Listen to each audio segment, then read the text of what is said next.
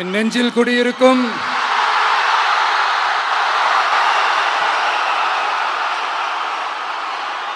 திருநெல்வேலி மக்கள் உங்கள் அனைவருக்கும் என்னுடைய வணக்கம்.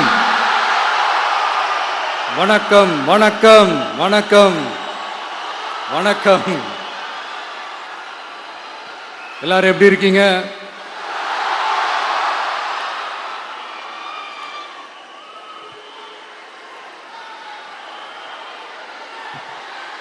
உங்க மகன், உங்க அண்ணன், உங்க தம்பி, உங்க தோழன், உங்க நண்பன், உங்க விஜய் உங்களை தேடி வந்திருக்கிறேன். இந்நேரம் திமுக கையில் அந்த முழு பவரும் இருந்திருந்தா, இந்நேரம் ஸ்டாலின் சார் கையில் அந்த முழு பவரும் இருந்திருந்தா கண்டிப்பா இந்த நிகழ்ச்சி நடந்திருக்காது. ஏதாவது ஒரு முட்டுக்கட்டையை போட்டு நம்மளை வரவிடாம பண்ணியிருப்பார். ஆனா இப்பதான் அவர் ஒரு அதிகாரம் இல்லாத ஒரு முதல்வரா அப்படியே இருக்கார்ல, ஒரு கேர்டேக்கர் கவர்மெண்ட்னு சொல்லுவாங்க இந்த பீரியட. ஸோ அப்படி இருக்கிறதுனாலயோ என்னமோ கொஞ்சம் ஈஸியா வர முடிஞ்சதுன்னு நினைக்கிறேன். அது மாதிரி இந்த திமுக கவர்மெண்ட் நமக்கு எவ்வளவு பிரச்சனைகள், எவ்வளவு நெருக்கடிகள், எவ்வளவு அவதூறுகள், அவங்களையும் தாண்டி இன்னும் சில பேர் இன்னும் நிறைய அவதூறுகள் எல்லாமே பரப்புனாங்க.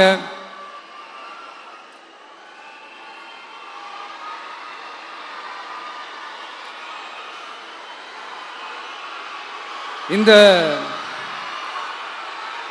திமுக கூட்டணிக்கும் பாஜக கூட்டணியுமே இவங்க ரெண்டு பேருமே வெளியில வேணா தனித்தனியா இருப்பாங்க, ஆனா உள்ளுக்குள்ள இவங்க ரெண்டு பேருமே ஒண்ணுதான். இவங்க ரெண்டு பேருக்குமே ஒரே நோக்கம்தான். அது என்ன நோக்கம் தெரியுமா? உங்களுக்காக நல்லது செய்ய, உங்களுக்காக உழைக்க, உங்களோட கூடவே நிக்க இந்த விஜய் வந்துடக்கூடாது. அதுதான் அவங்களுடைய அந்த நோக்கமே. ஏன்னா இந்த விஜய் வந்ததிலிருந்து அவங்க நிறைய இந்த ஊழல்லாம் செஞ்சுக்கிட்டு இருந்தாங்கல்ல, ஒரு லிஸ்ட் போட்டு சொன்னல, அதெல்லாம் அவங்களால செய்ய முடியாம போச்சு. எல்லாத்துலயும் மண்ணு விழுந்துருச்சு. அதனால செம்ம கோபத்தில் இருக்கிறாங்க என் மேல. அதே மாதிரி அடுத்து ஆட்சிக்கு வர முடியாத ஒரு சூழ்நிலைய மக்களே நீங்களே ஆல்ரெடி உருவாக்கிட்டீங்க.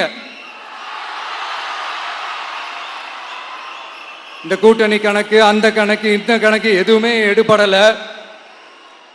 இந்த அரித்மேட்டிக் கணக்கு, மேத்தமேட்டிக்ஸ் கணக்கு எல்லாமே மண்ணுக்குள்ள புதைச்சிட்டீங்க.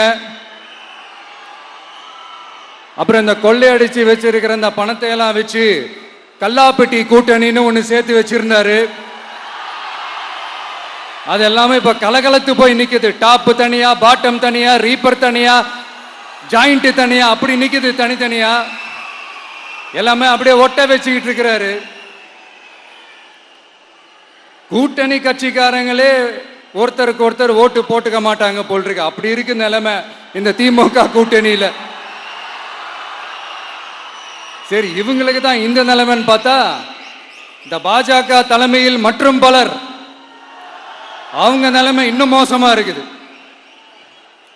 அதனால மக்களே, இந்த திமுகவோட நேரடி கூட்டணிக்கும் மறைமுக கூட்டணிக்கும் நம்ம மேல காண்டு.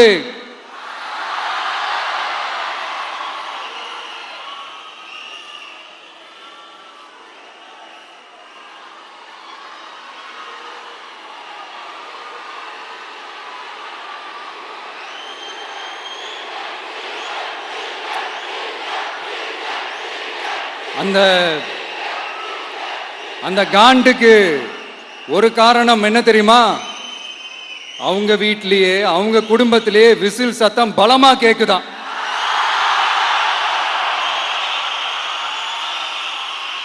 அடுத்த காண்டு அது இந்த சில சில பல கோடிகளை கொடுத்து நம்ம தமிழ்நாட்டு காங்கிரஸை பையில போட்டுக்கிட்டாங்க. யாரு?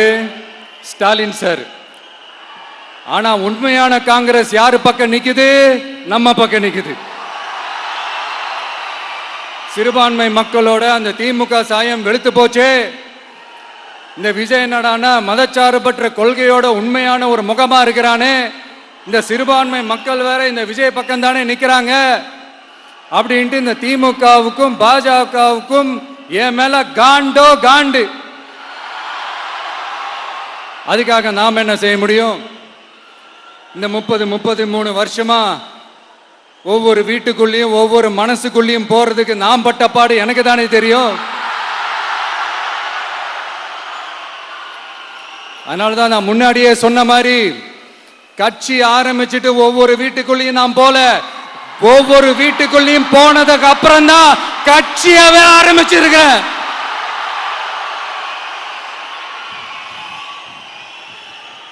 இது இந்த அரசியல் இரசியல் எல்லாத்தையும் தாண்டி இருக்கிற ஒரு உறவு. கட்சி கிட்சி எல்லாத்தையும் தாண்டி இருக்கிற ஒரு உறவு. இது ஒரு பூர்வ ஜென்ம பந்தம். இது சும்மா இந்த அரசியல் ஆதாயம் தேடுறவங்களுக்குலாம் இது என்னன்னே புரியாது. இது மற்றவங்களுக்கு வேணா எலெக்ஷன். ஆனா இந்த விஜய் கூட நிக்கிறவங்களுக்கும் இது ஒரு இமோஷன். நான் சந்தோஷப்பட்டா மக்கள் சந்தோஷப்படுறாங்க, மக்கள் சந்தோஷப்பட்டா நான் சந்தோஷப்படுறேன். எனக்கு ஒண்ணுனா மக்களுக்கும், மக்களுக்கு ஒண்ணுனா எனக்கும் கண்ணு கலங்கும். எவ்வளவு அவதூறுகள்! இந்த கரூர் விஷயத்தை பத்தி ஊருக்கே தெரியும். ஆனா போடு, விஜய் மேல பழிய போடு. என்னடா இவ்வளவு பெரிய ஒரு பழிய தூக்கி விஜய் மேல போட்டாலும் மக்கள் விஜய் கூடவே நிக்கிறாங்க. இது என்னடா அதிசயமா இருக்குது அப்படின்ட்டு அது ட்ரை பண்ணி பார்த்தாங்க. அது மக்கள் கிட்ட எடுபடல. சரி, அடுத்து வேற என்ன பண்ணலாம்? முடக்கு, ஜனநாயகனா முடக்கு. படத்தை முடக்கினா கொஞ்சம் பையன் கொஞ்சம் டிஸ்டர்ப் ஆயிடுவான். அதனால படத்தை முடக்கு. இது யாரு முடக்கினாங்கன்றது உங்களுக்கே தெரியும். அது நான் சொல்ல வேண்டிய அவசியம் உங்களுக்கு இல்லை. ஆனா இவன் நாடா இவன் படத்தை முடக்கினாலும் அவன் பாட்டுக்கு அதை கண்டுக்காம அவன் பாட்டுக்கு வேலையை பார்த்துட்டு போயிட்டே இருக்கான். அதுவும் எடுபடலை. சரி, அடுத்து வேற என்ன பண்ணலாம்? போடு, SOPன்னு ஒண்ணு போடு. விஜய்க்கு மட்டும் தனியா ரூல்ஸ், தனியா ரெகுலேஷன்ஸ், தனியா கண்டிஷன்ஸ் அவனுக்கு மட்டும் போடு. மற்ற கட்சிகள்லாம் விடு, விஜய்க்கு மட்டும் தனி கண்டிஷன்ஸ் போடு. அவன் வெளியவே வரக்கூடாது, மக்களை சந்திக்கவே கூடாது. என்னாச்சு? அதுவும் எடுபடல. சரி, அடுத்து வேற என்ன பண்ணலாம்? நம்மளை சுத்தி இருக்கிறவங்கள வச்சு, அதாவது இத்தனை வருஷமா வெயிட் பண்ணி இப்போ எலெக்ஷனுக்கு 30 நாளைக்கு முன்னாடி கரெக்டா அந்த டைம் பார்த்து ஒரு அவதூறு பரப்ப வேண்டியது. அது என்னன்னு உங்களுக்கே தெரியும். அதுவும் மக்கள் கிட்ட எடுபடல. அது மாதிரி எத்தனை சோதனைகள், எத்தனை வேதனைகள் நீங்க கொடுத்தாலும் இந்த திமுக நாளையோ இல்ல இந்த பாஜக நாளையோ இல்ல இந்த மற்ற பலர் நாளையோ இல்ல எந்த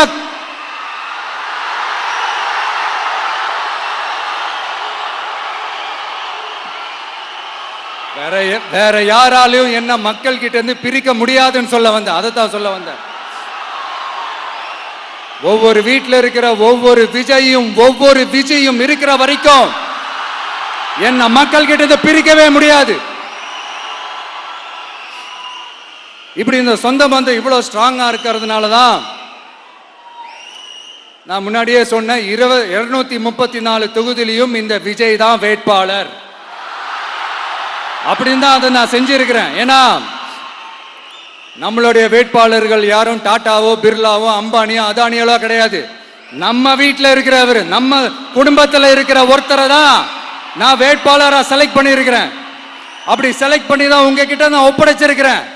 அதனால அந்த வேட்பாளர் வேற, இந்த விஜய் வேற அப்படின்னு நினைச்சிடாதீங்க. இந்த விஜய் தான் வேட்பாளர், அந்த வேட்பாளர் தான் விஜய்.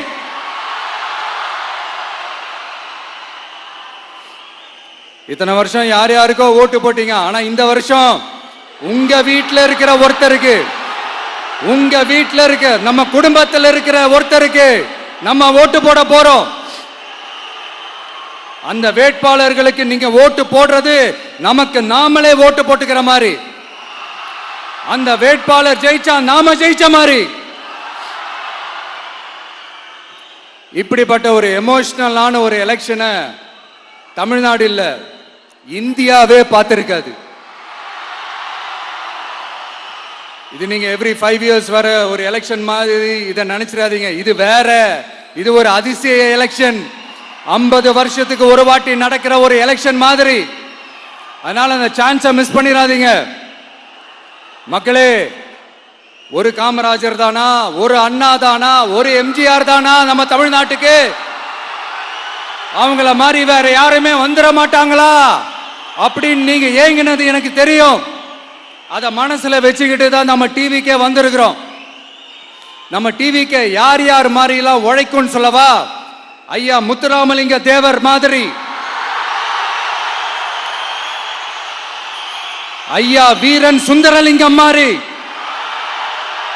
ஐயா வாபுசி மாதிரி, ஐயா அழகு முத்துக்கோன் மாதிரி, ஐயா கட்டமன் மாதிரி, ஐயா ஒண்டி வீரன் மாதிரி, ஐயா குரூஸ் பெர்னாண்டஸ் மாதிரி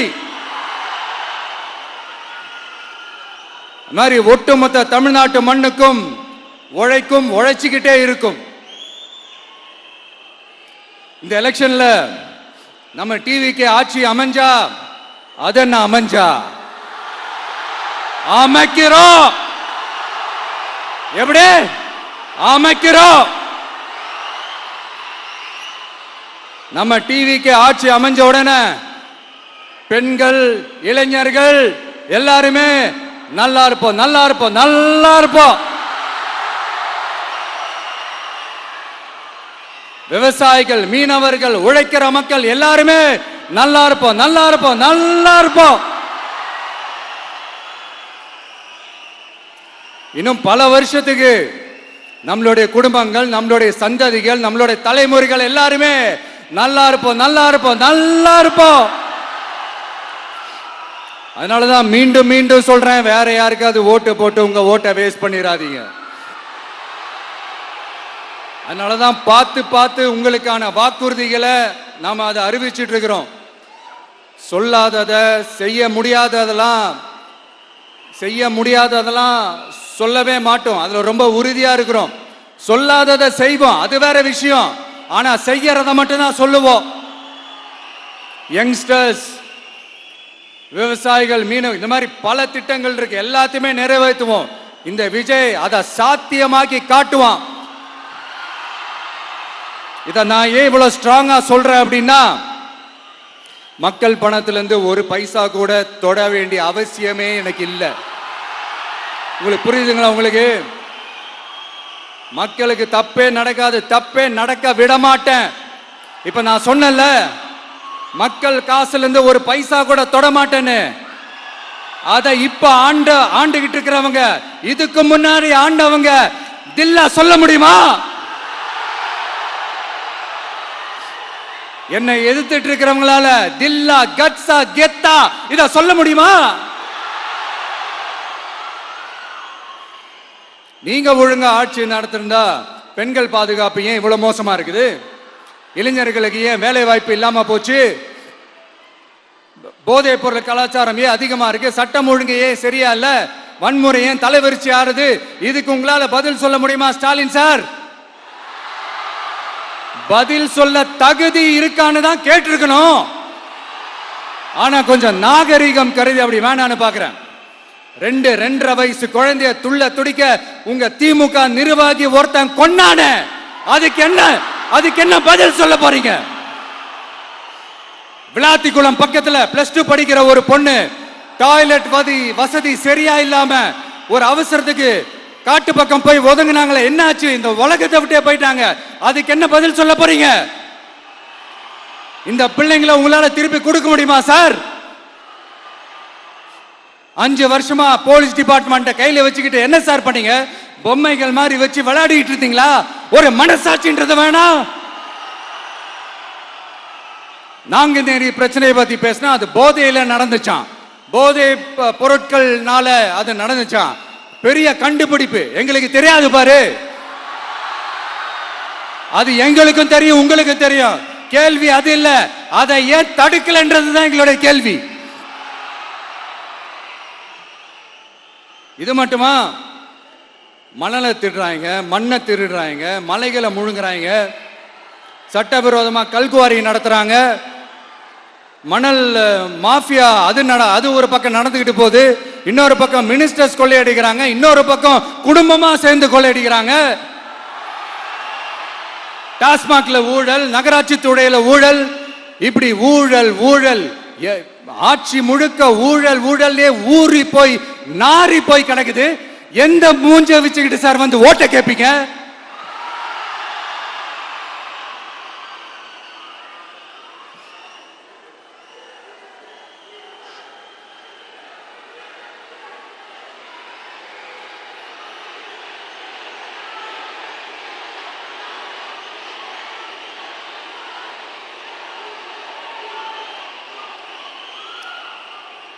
இந்த எலெக்ஷன் சும்மா உங்க பணத்தை எல்லாம் வச்சுக்கிட்டு ஒன்னும் கிழிக்க முடியாது.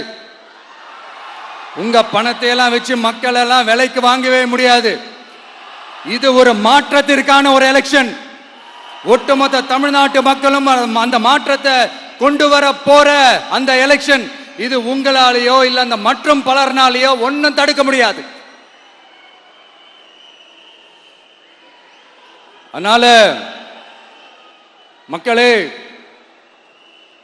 ஏப்ரல் 23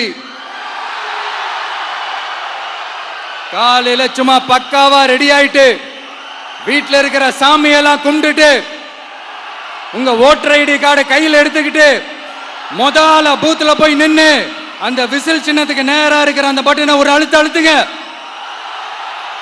இது ஒரு தலைமுறைக்கான ஒரு தேர்தல், உங்களுக்கான தேர்தல்.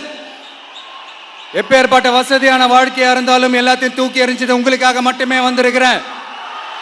உங்களுக்காக நன்றி கடன் செலுத்துறதுக்காக மட்டுமே வந்திருக்கிறேன். அத்தனை வழிகளையும் தாங்கிக்கிட்டு உங்களுக்காக மட்டுமே வந்திருக்கிறேன். ஒரு நாளும் பொய் சொல்லி உங்களை நான் ஏமாத்தவே மாட்டேன். இந்த 4 முனை போட்டி, 40 முனை போட்டி, எத்தனை முனை போட்டின்னு எத்தனை உருட்டினாலும் இங்க 2 முனை போட்டி மட்டும்தான். ஒண்ணு, இன்னொன்னு எஸ், ஒன்னு டிவிகே, இன்னொன்னு டிஎம்கே. மக்கள் விரோத ஆட்சி நடத்துற ஸ்டாலின் சார் வேணுமா? மக்களை நேசிக்கிற உங்க விஜய் வேணுமா? அவ்வளவுதான் இந்த எலெக்ஷன். அதனால உங்க மகனுக்கு, உங்க அண்ணனுக்கு, உங்க தம்பிக்கு, உங்க பிள்ளைக்கு